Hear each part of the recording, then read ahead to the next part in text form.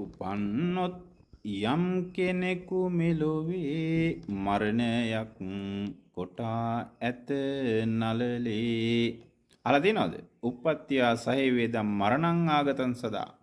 ඒ විදිහට අර ටිකක් තාලෙට කියනකොට නම් සමහරව අහනවා. නේද? ඉපදෙනකොටම මරණයක් ගෙනලා තියෙනවා. කොහොමද මරණානුස්සතිය වඩන්න කියලා බුදුහාමුදුරුවෝ දේශනා කරලා තියෙන්නේ? මොහොතක් හිතන්න සෑම කෙනාම මරණානුස්සතිය වඩනවා නම් මේ ලෝකේ හොරකම් වෙන්නේ නැහැ, අපරාධ වෙන්නේ නැහැ කියලායි කියන්නේ. මොකද අපි මැරෙනවා කියන කාරණාව සිහියට ගන්නවා නම් අපි අනුන්ගේ දේවල් අරගෙන තණ්හාවෙන් ගොඩ ගහගෙන නැති ප්‍රයෝජනයක් නැහැ. ඒ නිසා අපි කොහොමද මේ මරණ සතිය වඩන්නේ කියන එකයි පුහුණු කරන්න ඕනේ, පුරුදු කරන්න. මම අද කෙටියෙන් මේ කියලා දෙන්න හදන්නේ මේ දේ හොඳට අහලා විනාඩියක් හරි විනාඩි 5ක් හරි දවසට පුරුදු කරන්න. නැර නින්දට යනකොට උදේට අවදි වෙනකොට මේ ටික පුරුදු කරන කෙනාට ජීවිතේ සාර්ථක කරගන්න පුළුවන්කම තිබෙනවා.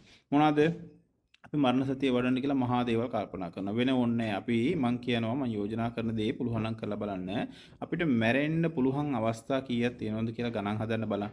සාමාන්‍ය කෙනෙක් මැරෙන්න පුළුවන් අවස්ථා 100ක් හිතන්නකෝ. මොන ආකාරයේ 100ක්ද වෙන්න පුළුවන් කියලා. මොන විදිහටද මම මැරෙන්න පුළුවන් කියලා. තමන්ගේ මරණය සිද්ධ වෙන්න පුළුවන් ආකාර 100ක්.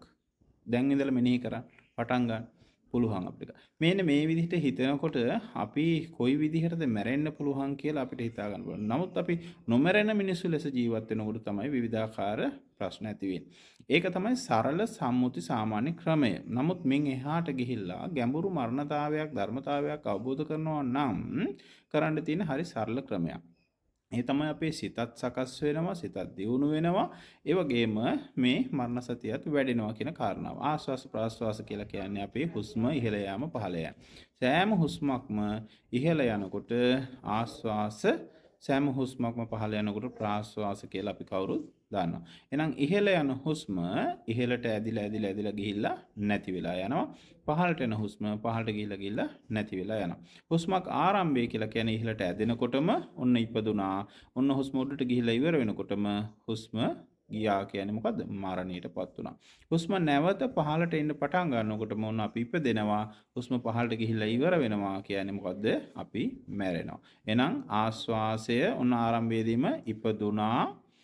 සිහියෙන් දකින්න ඉහළ ගිහින් ඉවර වෙනකොට මැරුණා. පහළට යන පටන් ගන්නකොටම ඉපදුනා. පහළට ගිහිල්ලා ඉවර වෙනකොටම මැරුණා. එහෙනම් ඉපදෙනවා මැරෙනවා ඉපදෙනවා මැරෙනවා කියලා මේ විදිහට උදේට හවසට හැකි සෑම මොහොතකම පුංචි වෙලාවක් මේ මරණ සතිය වඩන්න ඔබේ සිතත් දියුණු වෙනවා.